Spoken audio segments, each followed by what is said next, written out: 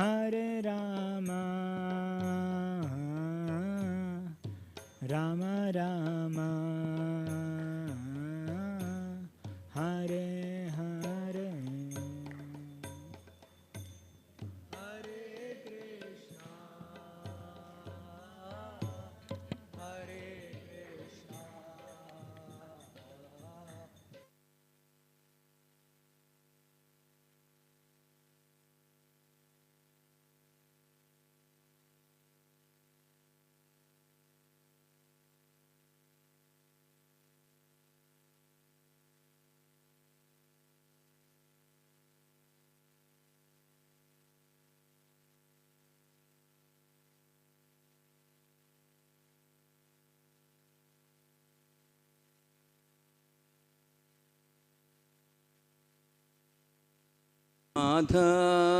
Madhava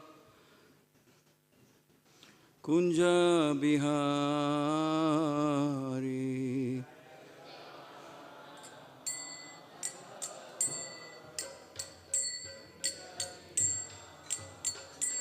Jaya Radha Madhava Kunja Bihari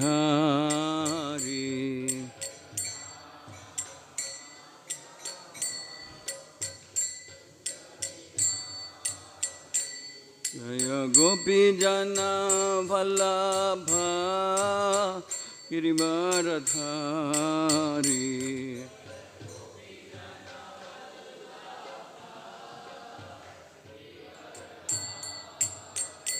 Jaya Gopi Jana Vallabha Girivaradhari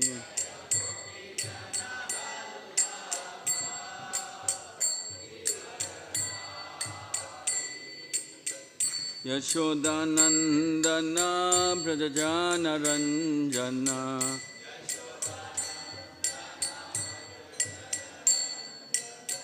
Yashodanandana Brajajana Ranjana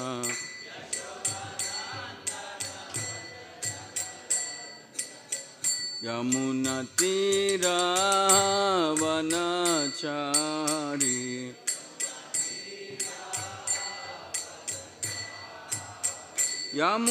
Yamunatira Vanachari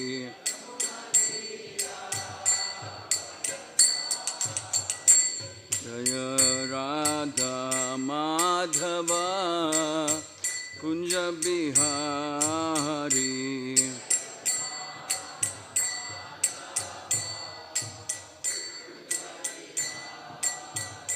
Jaya Radha Kunja Bihari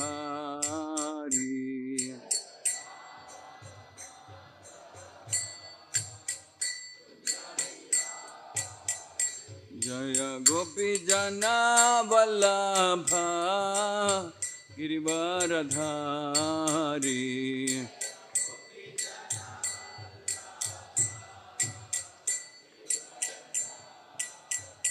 Jaya Gopi Jana Vallabha Girivaradhari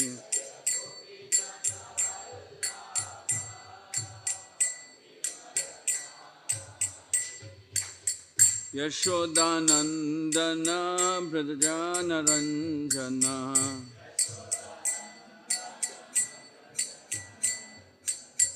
Yashodanandana Brajajana Ranjana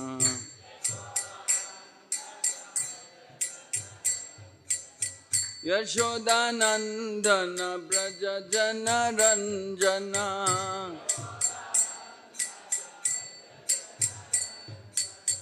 Yamunatira Vanachari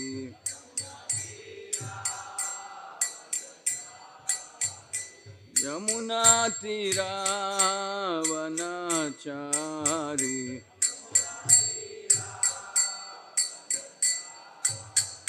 Jaya Radha Madhava Kunja Bihari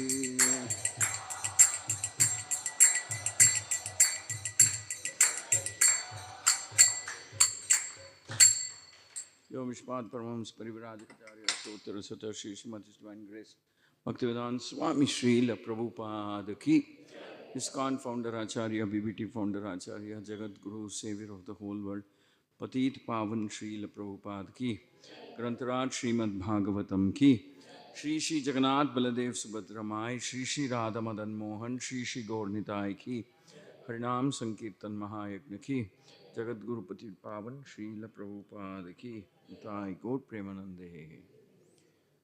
Om Namo Bhagavate Vasudevaya.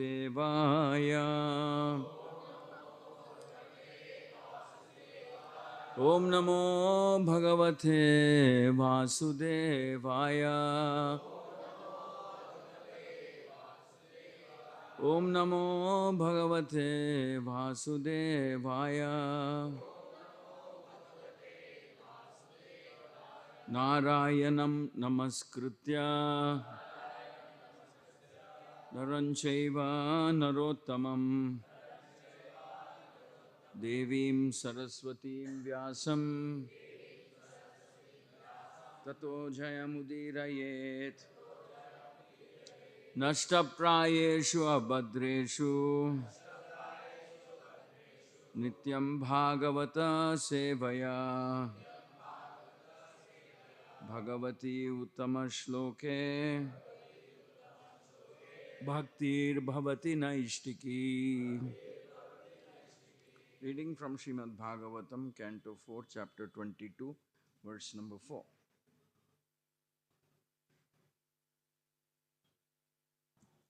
Thank you.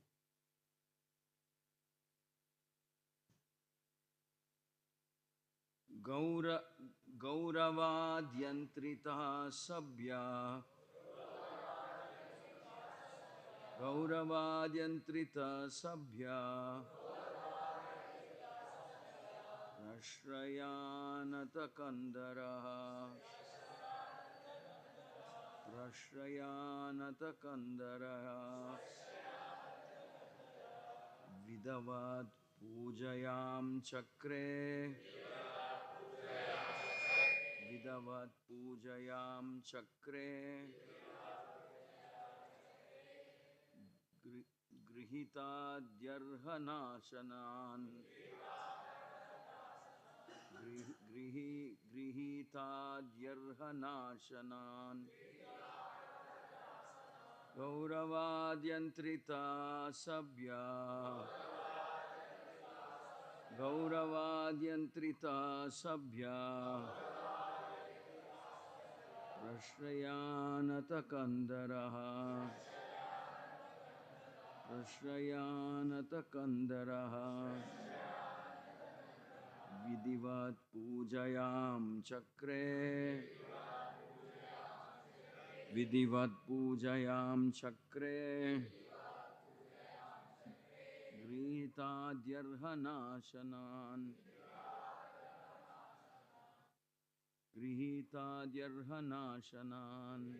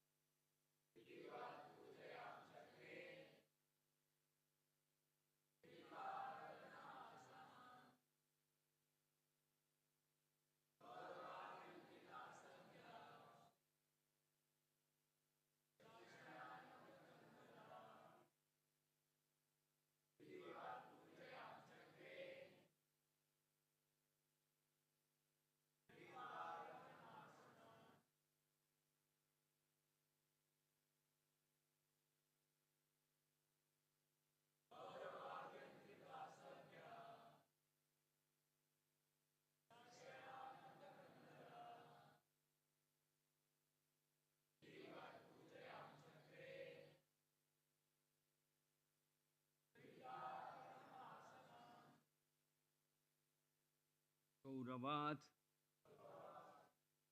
glories. Yantritaha completely. Sabhyaha most civilized. Prashraya by humbleness. Anata Kandaraha bowing down his shoulder. Vidivat according to the instructions of the Shastra. Pujayam by worshipping. Chakre performed. Grihita accepting. Adhi including. Arhana paraphernalia for reception. Ashanan sitting places. Translation and purport by His Divine Grace A.C. Bhaktivedanta Swami Srila Prabhupada. When the great sages accepted their reception according to the instructions of the Shastras, and finally took their seats offered by the king, influenced by the glories of the sages, immediately bowed down. Thus he worshipped the four Kumaras. Purport. The four Kumaras are Parampara spiritual masters of the Vaishnava Sampradaya. Out of the four Sampradayas, namely Brahma Sampradaya, Sri Sampradaya, Kumara Sampradaya, Rudra Sampradaya, the disciplic succession of spiritual master to disciple, known as Kumara Sampradaya, is coming down from the four Kumaras.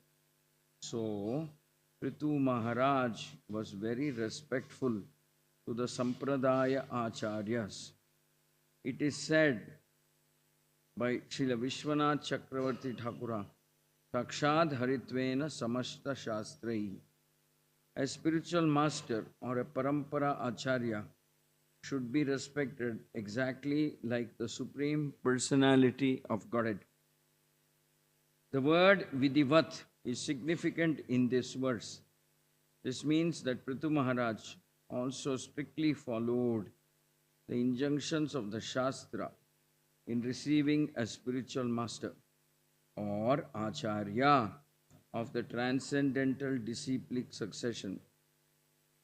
Whenever an Acharya is seen, one should immediately bow down before him. Prithu Maharaj did this properly. Therefore, the words used here as Prashrayanata Kandaraha. Out of humility, he bowed before the Kumaras. Om Ajnana Timirandasya Yananjana Shalakaya Chakshurun Militam Yena Tasmai Shri Gurave Namaha. Shri Chaitanya Manobhishtan Tapitam Yena Bhutale Swayam Rupa Kadamahyam Dadati Swapadantikam Vandeham Shri Guru Shri Yuta Padakamalam Shri Gurun Vaishnavamsya Shri Rupam Sagrajatam Sahagana Raghunathanvitam Tam Sajivam Sadvaitam Savadutam Parijana Saitam Shri Krishna Chaitanya Devam Sahagana Lalita Shri Shakanvitamsya He Krishna Karuna Sindhu Dinabandhu Jagatpate Gopesha Gopika Kanta Radha Kanta Namostute Tapta Kanchana Gaurangi Radhe Vrindavaneshwari Vrishabhanu Sute Devi Pranamami Hari Priya Sya Krupa Sindhubhya Evacha Madritanam Pavanebhyo Vaishnavebhyo Namo Namo. Jai Shri Krishna Chaitanya Shri Advaita Gadadhara Nivasadi Gaura Bhakta Vrinda. Hare Krishna, Krishna Krishna, Hare Hare, Hare Rama, Rama Rama, Hare Hare. Please repeat after me. Everybody repeat. When the great sages accepted their reception according to the instructions of the Shastras and finally took their seats offered by the king, the king, influenced by the glories of the sages, immediately bowed down. Thus he worshipped the four Kumaras. Shri Shri Radha Madan Mohan, Shri Shri Jagannath Baladev Subhadramai, Shri Shri Gaurnitai Ki Jai. Mukam karoti vachalam pangum langayate girim yat kripatamaham vande Shri Gurum Deenatarinam Paramananda Madhavam Shri Chaitanya Ishwaram. So the four Kumaras come into the presence of Prithu Maharaj. Four Kumaras were given the position of Guru Acharya. Srila Prabhupada says Sampradaya Acharya, which means the founder of a particular Sampradaya, also known as the Kumara Sampradaya, also known as the Nimbarka Sampradaya. So the Acharyas of the Sampradaya have arrived. Obviously, Prithu Maharaj, who is very conversant with the Shastric verdict on how such Acharyas should be received, immediately, very respectfully welcomes the four Sampradaya Acharyas by standing up. His entire ministers, everybody with him, they stand up and very nicely, very ceremonially, very respectfully, they prepare themselves to receive the four Kumaras. So, representatives of Krishna are to be treated, Prabhupada says, Sakshat Haritvena, almost like on equal platform as Krishna. They cannot be mistaken to be Krishna, that would be offense.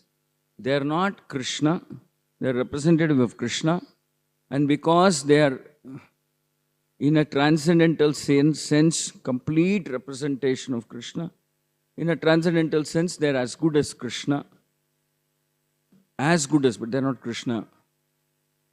And hence they deserve, rightfully deserve to be received in such a manner because they are very pure representatives of the parampara system of Krishna. Very pure, unmotivated, selfless representatives of Krishna. So, hence it is considered very auspicious and bona fide if a disciple is already constantly offering prayers saying, may I become an instrument in the hands of my Guru, at the lotus feet, following the instructions of my Guru, reside at the lotus feet of my Guru and completely be dedicated selflessly in his service. So it is considered very bona fide, very proper, very authorized to feel if a disciple is feeling like that towards his Guru. Because Guru, by virtue of being the representative of Krishna, has no other business save and except the business of taking living entities back to Krishna's shelter, back under the shelter of Krishna. Srila Prabhupada says all type of education is being given in this world today, except the education about what are the qualities of a bona fide Guru, how does one treat a bona fide Guru, who is Krishna, what is the meaning of Atma, soul, death, birth, reincarnation, etc. All other forms of knowledge is being given except this. So Srila Prabhupada said if only this knowledge is there, they only become very expert in manipulating the material energy. But they don't understand the value of life, purpose of life, or nor do they understand their real identity. So people become very expert at manipulating material energy without understanding what is the purpose of the material energy. The purpose of material energy is that it is to be used in the service of Krishna. See, we need engagement. We are all living entities. We can't just sit quiet. We need engagement. We need to engage our intelligence, our energy, our mind, our senses. We need to engage everything. So in order to make it possible for us to engage everything that we have, there is this material energy. So, the Guru teaches us how to engage ourselves, our senses, the material energy, whatever it is that Krishna has given in the service of Krishna.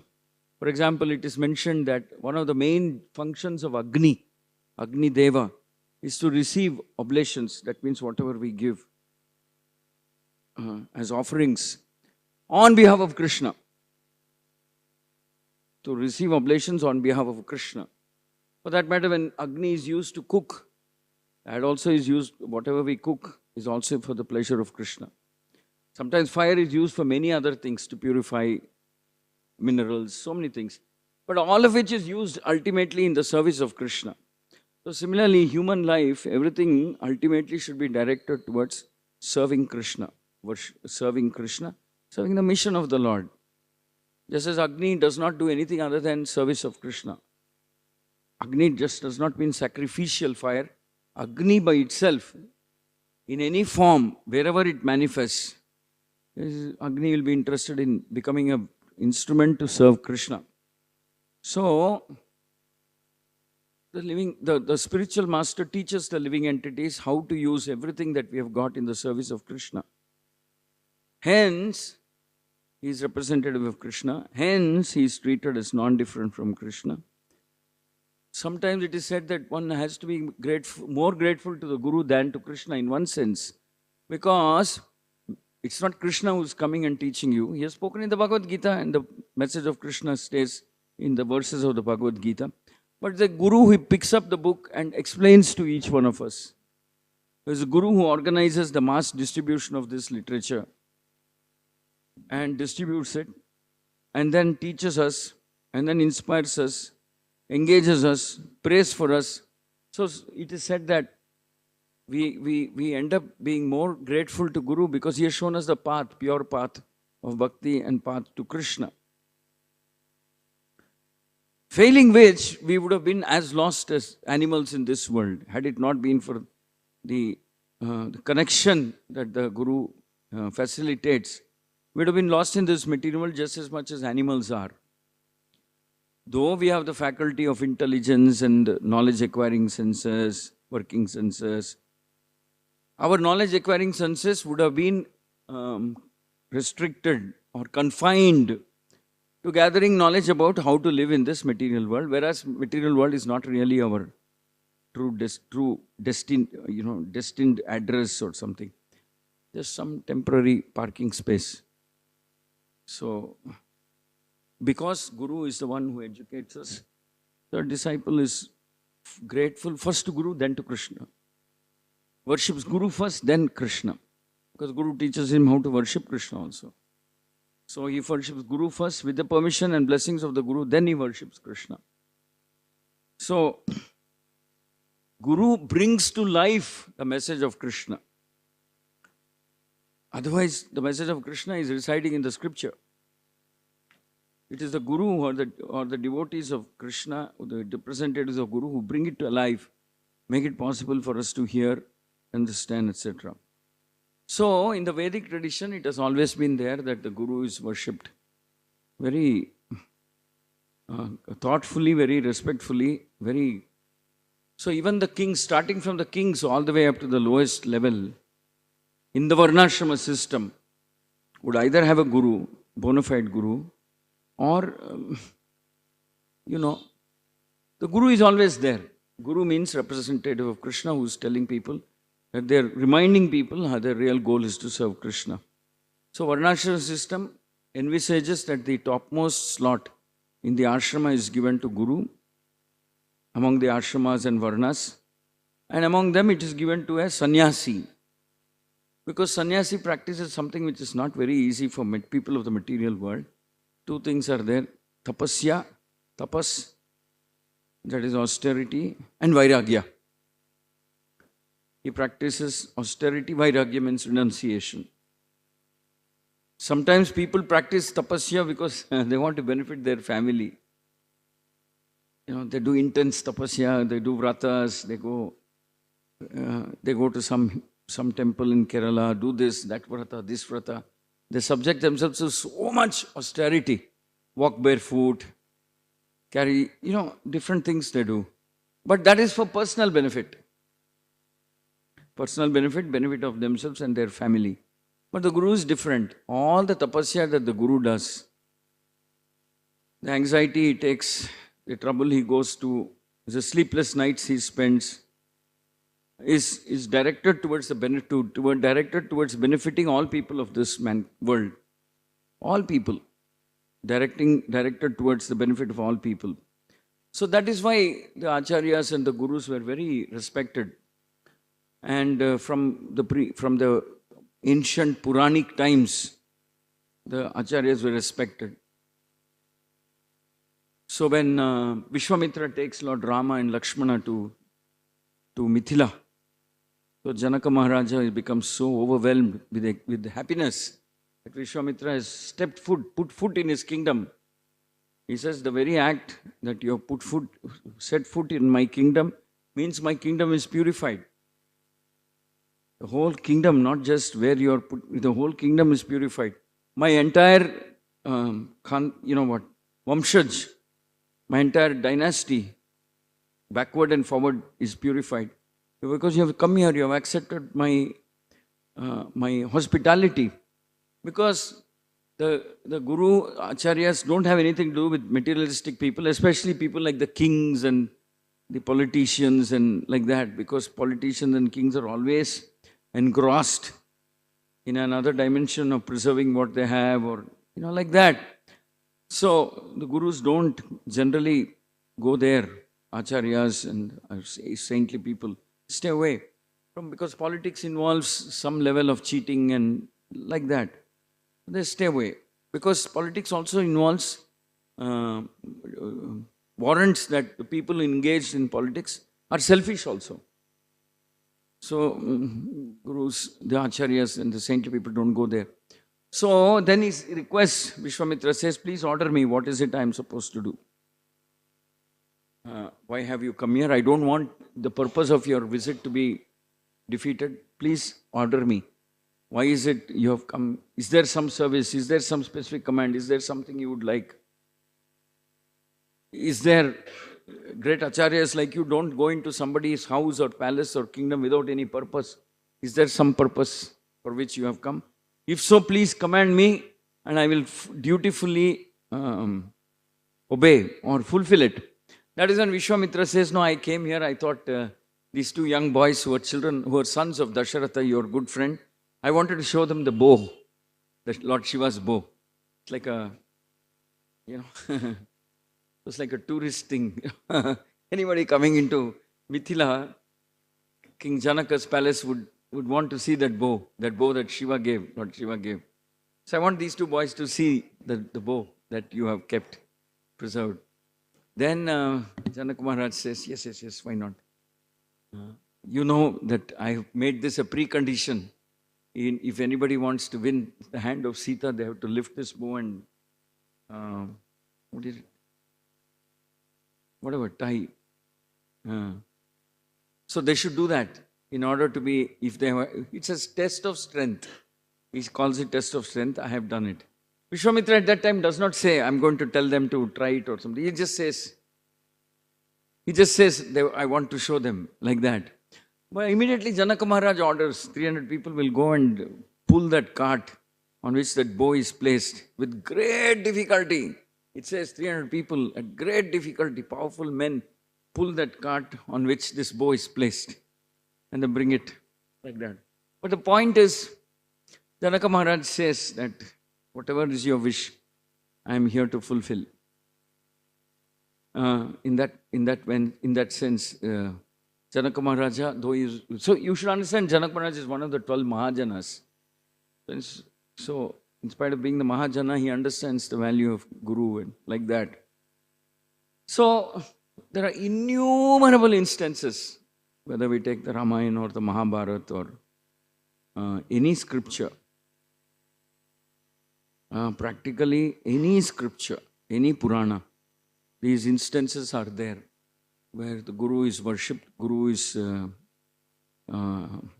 respected as good as Krishna, as good as the Lord, and Guru's commands are faithfully followed. meticulously followed. Um, without any hesitation, like that. So, because in one sense, Kali Yuga began also by an act of defiance of a Kshatriya, where inadvertently King Parikshit insults the class of gurus and acharyas by putting a dead snake around, what's his name? Shringi. Huh? Samik Rishi's neck. Shringi's son. So, inadvertently begins by an inauspicious omen, inauspicious event, where a Kshatriya is indicating some disrespect. So that became the kind of a prototype for the rest of Kali Yuga, where people disrespect saintly personalities. And also, it's also a fact that saintly personalities have given up their ways in the hope of getting respect. Have given up their ways of being strict and austere. And I told you, Vairagya and Tapasya, they've given up that. So, in order to get popularity, etc., etc. So, it's kind of an inauspicious combination.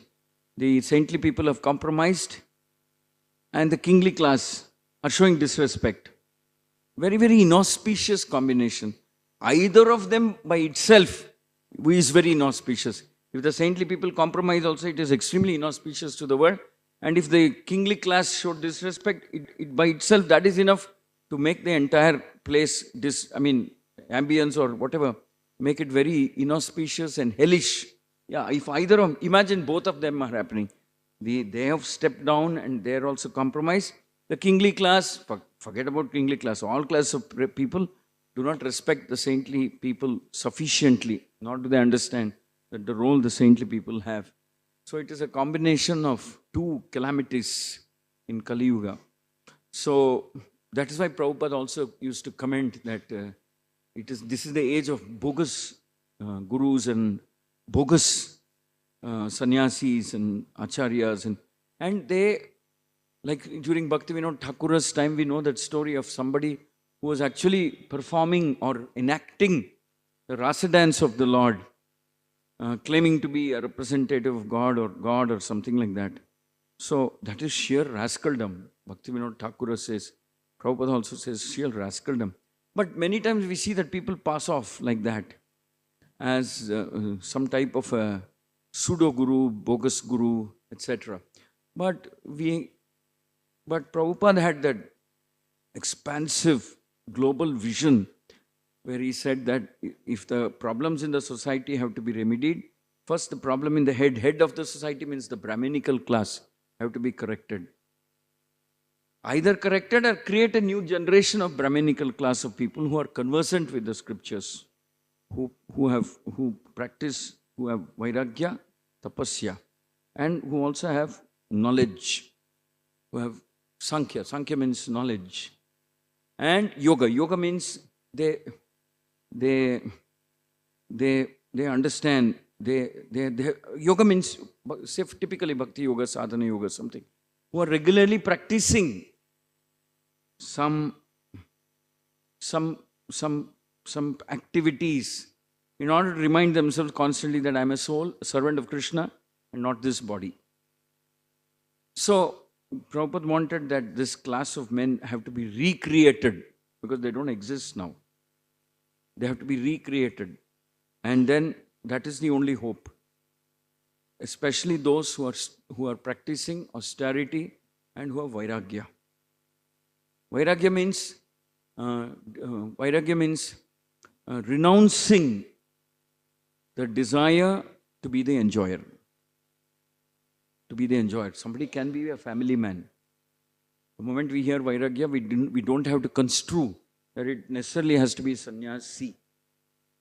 No, it has to mean that even if somebody is a sannyasi, even if somebody is not a sannyasi, is a grahastha or a king or is a kshatriya or a vaishya, Vairagya means to renounce the idea of um,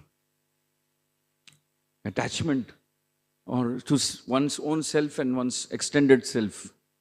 Vairagya means to offer everything that we have in the service of Krishna. That is the genuine, real meaning of the word Vairagya. Vairagya means not to utilize anything for oneself, utilize everything for the pleasure of Krishna, in the service of Krishna. So like that, there are different, that was Srila Prabhupada's vision to recreate the class of Vaishnavas, especially Vaishnava Acharyas, Vaishnava Gurus, who practice tapasya and who are richly endowed with Vairagya. One can't be a guru if he does not have Vairagya. That means he doesn't think of the universal benefit. If he is not capable of thinking about universal benefit, he really can't sit on the asthana of Guru. That's why Prabhupada says there's only one Guru. That Guru may manifest, that principle of Guru is one. It may manifest in terms of different personalities in different parts of the world.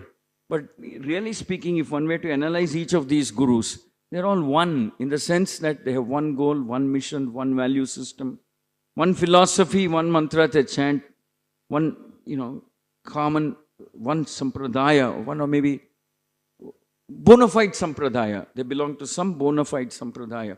So Prabhupada said, because they're one because of their objective. They're one because of their objective, and their objective is to connect people back to Krishna. Give them the benediction of bhakti. Empower them by teaching them about bhakti and connect them back to the Krishna. So, the Guru is one, Srila Prabhupada had said. And that is a function of a Guru. That he is always thinking universal good, universal benefit. How everybody can become devotees. And his life is a life of austerity because he takes trouble and offers the benefit to others. He takes all the trouble but offers the benefit to others. Offers all the benefit to others. He is willing to take any amount of trouble, austerity, inconveniences, anxieties, pain, take karma of the living entities in order to benefit the others. So Prabhupada wanted that, and this is also the divine wish of Sri Chaitanya Mahaprabhu, that a new class of acharyas come up in this world who will preach fearlessly, uncompromisingly, who will also follow the pure message of the parampara system, and they'll become automatically empowered by their purity, by their austerity, by their determination, by their sincerity, by their surrender. They become empowered, and they can manifest different miracles in different parts of the world. So that is the class that Srila Prabhupada wanted to create. I just thought we'll just spend a few minutes trying to understand the Kumara Sampradaya. Because today we see that Srila Prabhupada is saying that the four Kumaras of Brahma started a Sampradaya called Kumara Sampradaya. So we'll see what is the technical definition of the Kumara Sampradaya. So Kumara Sampradaya is also known as Dvaita Advaita Sampradaya. Dvaita Advaita. Which means in this Sampradaya, monism is there, differentiation is also there. Monism and differentiation, both are present. So it's somewhere in between Shankaracharya's monism and Madhvacharya's perfect dualism. Perfect dualism. Which means Madhvacharya doesn't recognize at all that there is similarity. Madhvacharya is all about dualism. Two distinctly different entities. Krishna, living entity. Spiritual world, material world. There's no overlap. Madhvacharya is perfect dualism. Shankaracharya is monism. Everything is one philosophy. So, the scholars say that the philosophy of Nimbarka, of the four Kumaras is monism and dualism. Dvaita, Advaita philosophy. So, there's some type of oneness has been recognized, and so is one type of differentiation recognized. Both are recognized. Dvaita, Advaita, Tattva. And it is also known as the Nimbarka Sampradaya because after Sanat Kumaras, so Sanaka Sanatana Sanandana Sanat Kumaras inaugurated and started this movement, this parampara. Later on it became famous because Nimbarka Acharya was one of the most prominent acharyas of this parampara. Now, it is also said that there is a fundamental difference between the Gaudiya Vaishnava philosophy and that of Nimbarka Acharya, because Nimbarka Acharya spoke about Swakiya Rasa. Swakiya Rasa means they recognize Radha and Krishna. Yes, they do recognize Radha and Krishna. They are not necessarily in the Lakshmi Narayana mood, they are in Radha Krishna mood, but Swakiya Rasa. Their rasa is that of Radha and Krishna as husband-wife. Whereas in the Gaudiya Vaishnava Parampara, it is Parakiya Rasa. That means we recognize that it's a different type of relationship, a paramour type of relationships. Parakiya Rasa. They're not married in the strictest sense of the term. They're not, Radha and Krishna have not undergone a marriage ceremony, vivaha ceremony. But whereas in the Nimbarka Sampradaya, they say that Radha and Krishna are married couple, Swakiya Rasa. But Gaudiya Vaishnava, Parakiya Rasa, the amorous type of relationship between Radha and Krishna. And the difference extends a little more, whereas in the Nimbarka Sampradaya, the ultimate culmination, or shall we say ultimate goal, is Sambhoga. In the Gaudiya Vaishnava Parampara, it is Vipralamba. Sambhoga means union. That means the living entity, Radharani is united with Krishna, engaged fully, always with Krishna, in the service of Krishna, in the association of Krishna, in the company of Krishna. Sambhoga means they are together. But Vipralamba means they were together, but now they are separate. And why is Vipralamba spoken about in Gaudiya Vaishnava? Because it is said that Vipralamba, one experiences a more intense variety of ecstasy, much more intense than Sambhoga. Because after Sambhoga for some time, when both of them are together, then they separate. And when they separate, the feeling of the wanting to be in each other's presence is much more intense. Hence it's called Vipralamba. Lord Chaitanya was personification of Vipralamba. That means he was hankering for the presence of Radharani. Hankering for the presence of Krishna. Because he comes in the mood of Radharani.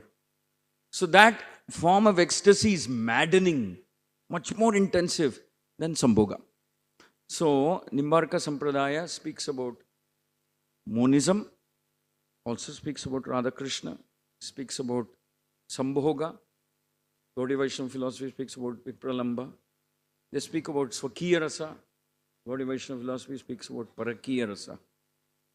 Then it is also said that here is where the catch is. In the Dvaita Advaita philosophy, the Nimbarka movement, Nimbarka people believe that Brahman, which is the absolute, whatever we say, absolute consciousness or whatever conscious manifestation, is both Nirguna and Saguna.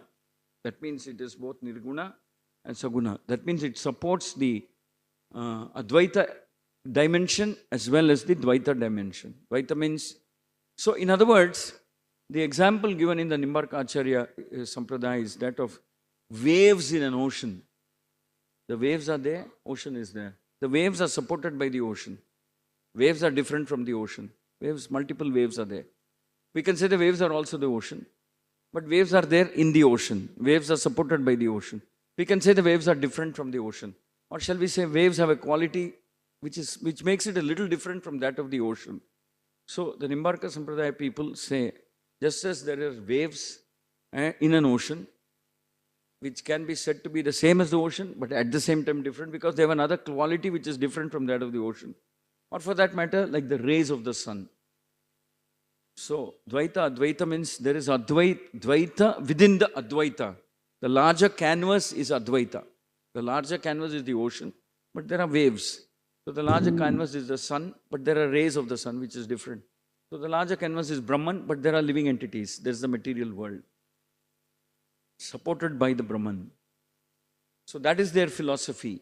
and hence it is called Dvaita Advaita philosophy. Now, so they say that the ocean becomes the waves. Since they say Brahman becomes the material world.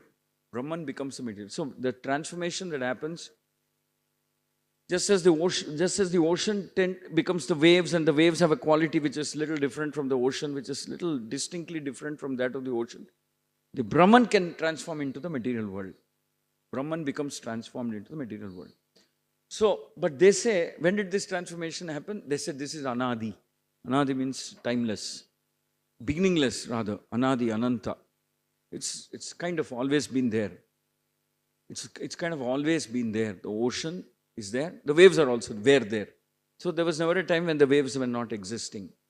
Now, they also say that there are some living entities who are destined to be covered by ignorance.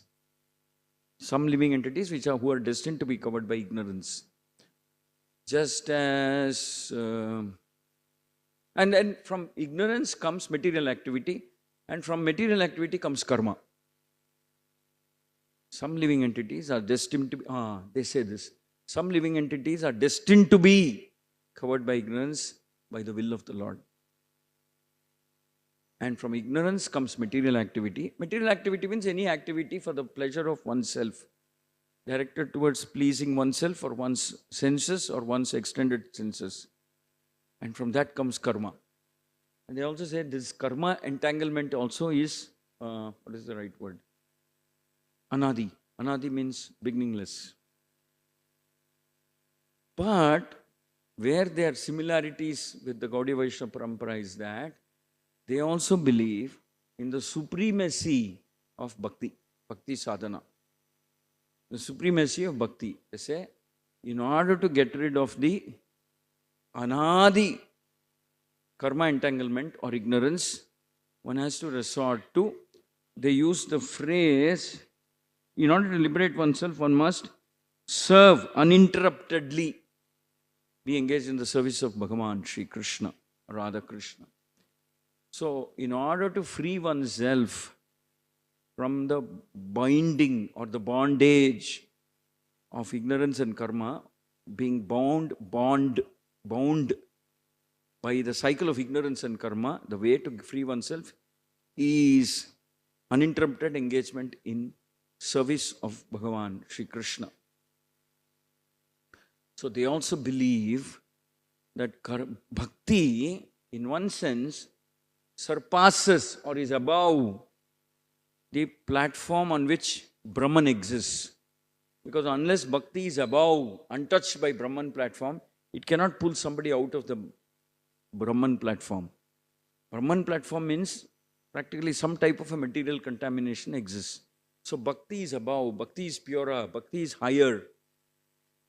Bhakti is empowered with the capacity to liberate. Bhakti is above. Bhakti is transcendental to the platform, to the materialist platform on which kind of Brahman is there. Hence, bhakti is able to lift the living entity from the bondage of ignorance or karma. So this is kind of sum and substance of their philosophy. There are more. There are many more. But in the Chaitanya Charitamrita, it is said that one of the prominent exponents of the Nimbarka Sampradaya is Keshava Kashmiri. Keshava Kashmiri, upon the order of Lord Chaitanya, gave up this habit of traveling to different places in order to debate and defeat other scholars. Gave it all up, and became bhakta, a devotee, a devout, very sincere, celebrated devotee. But he chose to follow the Nimbarka Sampradaya. So he's one of the most prominent exponents of the Nimbarka Sampradaya. So this was about the four Kumaras. There's more we can speak about their philosophy, because the four elements of four methods, angas of sadhana, are also given by these acharyas. Actually, it's said by Brahma originally. These four angas through which one can liberate, one is called Jnana, Yoga, Vairagya and Tapasya. The 4 Angas. I guess that's why there are 4 Kumaras. Each one of them is in charge of one stream of how one can liberate oneself from the platform of material bondage. So this is about Nimbarka Sampradaya. Hare Krishna, Krishna Krishna, Hare Hare, Hare Rama. Thank you very much. Any questions or comments? Yeah? Hare Krishna, Prabhu. Thank you for the class. Prabhuji, you mentioned the similarities and differences between... Pardon me? You mentioned the similarities and differences between the sampradayas. So, does these differences are from the teachings directly from Kumaras and Brahmaji from there itself, or in between by the acharyas? No, all these bona fide sampradayas, in one sense, are credited to Krishna himself. It is said elsewhere in the scripture that the Lord facilitated 4 different streams, bona fide streams of bhakti. They are all speaking about the supremacy of Krishna. Rudra Sampradaya, Gaudiya Sampradaya, Kumara Sampradaya, and Sri Sampradaya. They are all Bhakti Sampradayas. They are all Vaishnava Sampradayas. So, but in different scriptures, they are elaborately described. Maybe in Padma Puran, Sri Sampradaya is explained like that. In different scriptures, different philosophies are explained. But all these 4 bona fide paramparas, we can trace them back in one sense to Krishna himself. So, there is variety. There are, according to the tastes of the living entities involved. Like the Sri Sampradaya, we know they're in the mood of Vaikuntha Bhav. Like yesterday we celebrated Vaikuntha Ekadashi. This is a festival very prominent among the Sri Vaishnavas because it is said that they like to worship the Lord in the mood of a servant, Dasya Bhava. Here in the Nimbarka Sampradaya, they believe that the highest form of worship is that of the gopis. There is no doubt about it. Nimbarka Sampradaya also talks about the gopis. Actually, they talk about, they don't exactly use the word gopis in the Sampradaya. They use the word Sakhi. Sakhi means they believe that you can become an associate of Radha and Krishna, assist Radha and Krishna in their leelas. Whereas in the Gaudiya Sampradaya, we use the word Manjari. Manjari means we are not even qualified to be Sakhi. We can assist the Sakhis. But they use the word Sakhi. But nevertheless, these are technical differences, all of which are bona fide. Bona fide means started by the Lord himself or recognized by the Lord himself. Those understanding, provided we get access to the understanding of the philosophy in its pure form. We should get access to these philosophies in its pure form, like Nimbarka Sampradaya in its pure form. But then, you see, Kali Yuga is plagued by dilutions, deviations, and contamination. So Nimbarka Sampradaya, there are many people who practice, so-called practitioners of Nimbarka Sampradaya today, but they have taken that philosophy. I don't know where that twist came in. Somehow the twist came in, and they worship the Guru as good as Krishna. I mean, as good as Krishna is. They worship Guru as Krishna himself. Somewhere the twist came in. So they worship, so that whole purity of that Sampradaya is gone. They keep a bigger murti of that Guru than that of Krishna. I don't know. So the problem is that there is contamination in all these paramparas. Why is there contamination? It's a feature of Kali Yuga. Feature of Kali Yuga is because man has an overwhelming desire to enjoy. So he'll always try to find some justification for his enjoyment by twisting the philosophy itself. Some justification he wants for his own enjoyment. So somehow that contamination has entered. Or shall we say, the Brahmanas also compromised. They wanted worship. Puja, Labha, Pratishta. And they didn't care so much for twisting the philosophy. So they twisted the philosophy in order to, whatever, Puja, Labha, Pratishta, etc. Because their purity levels have come down as an influence of Kali Yuga. So there is contamination. Because of the contamination, the original philosophy seems to have been lost. Which is why Krishna also says, Yada yada hi dharmasya glanir bhavati bharata. Each of the material world, it dilutes. People may find it difficult to practice also. Get up at 4 o'clock, come every day for Mangalarti at 4:30 and chant 16 rounds. These are not easy. For the body, sometimes it is tough. So, people, luckily for us, by the potency of Srila Prabhupada, etc. But otherwise, you see that other sampradayas have become victim of Kala. Kala means time, like that. So, if you have access to the pure philosophy, somehow you will come to Krishna. But are you having the pure philosophy in your hand? That's the big question. Okay? Did I answer your question? Thank you, Prabhuji. I understand that there is differences in bhava, but if we talk about tattva, Vishishta Dvaita, Dvaita, Dvaita, Dvaita, Achintya Veda Veda. So it has to be one of these. How can the thing be Dvait at the same time, Achintya Veda Veda at the same time, like that? You see, these 4 sampradayas are 4 because, in one sense, we can say that chose to emphasize more on certain aspects of this creation. Emphasize more. Say, for instance, the Nimbarka Sampradaya chose to emphasize more on Radha Krishna worship in the mood of a Sakhi. You must understand that there is a progression of the philosophy. The first philosophy, in one sense, when started from monism all the way up to Gaudiya Vaishnavism, the first person who disagreed with Shankara philosophy was Ramanuja. In modern times, so Ramanuja said that monism is wrong. But he said Vishishta Advaita. Monism is wrong. It doesn't give the full picture of the creation. But he said Vishishta Advaita. Vishishta means qualified monism. Some scholars call Ramanuja's philosophy as qualified monism. Qualified monism, which means monism, but it's a little qualified in the sense that there is monism, underlying platform is monism, but Vishishta, which means the one Brahman acquires quality. And that quality, because of that quality, there is material world and creation.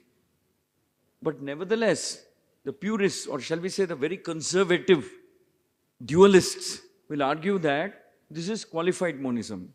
This is not actually, it does not completely refute every aspect of monism. You understand what I'm saying? Does not refute every aspect of monism. It is built on monism. The explanation of creation is built on the platform of monism. Vishishta Advaita. Now, how there is Vishishta within Advaita? There's an elaborate explanation Ramanujacharya's followers give. But nevertheless, the underlying base is monism.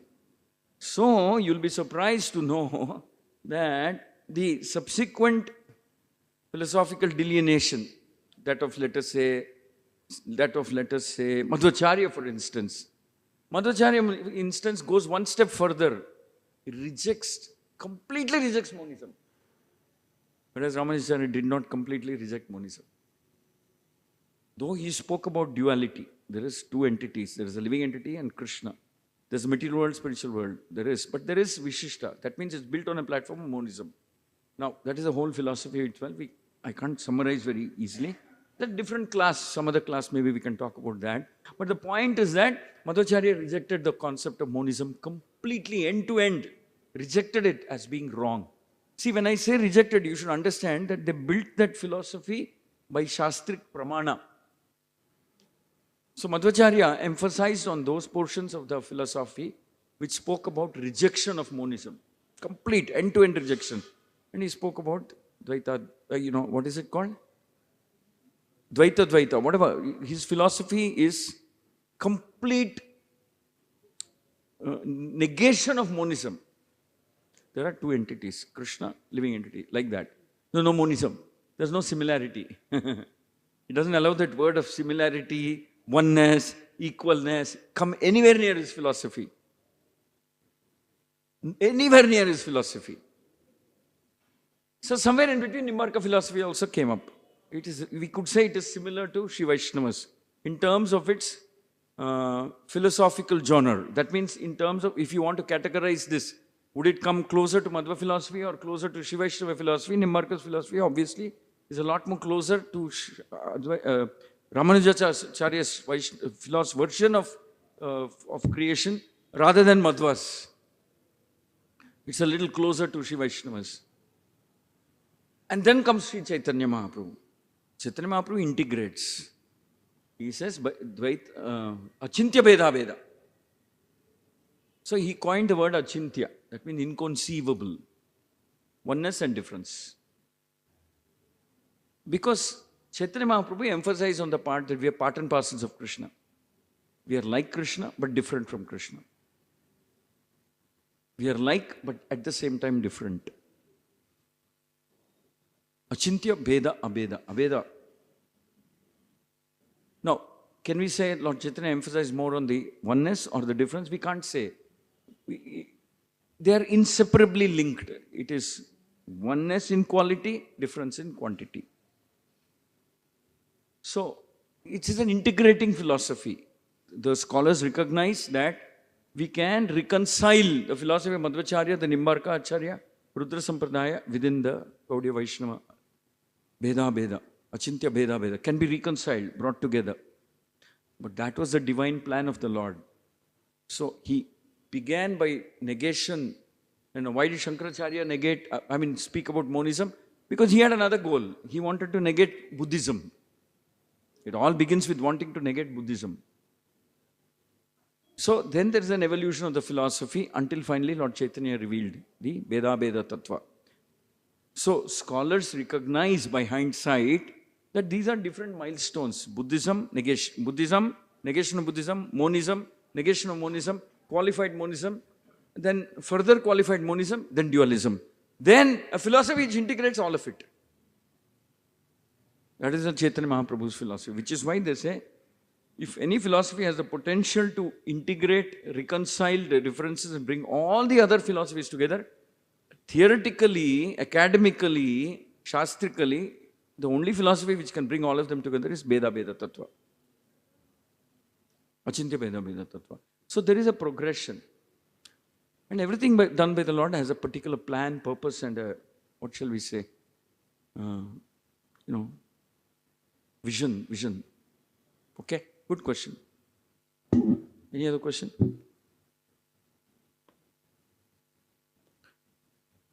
ग्रंथराज Shrimad Bhagavatam की जाए, श्री श्री राधा मदन मोहन, श्री श्री जगन्नाथ बलदेव सुभद्रमाय, श्री श्री गौर निताय की जाए, हरिनाम संकीर्तन महाज्ञ की जाए।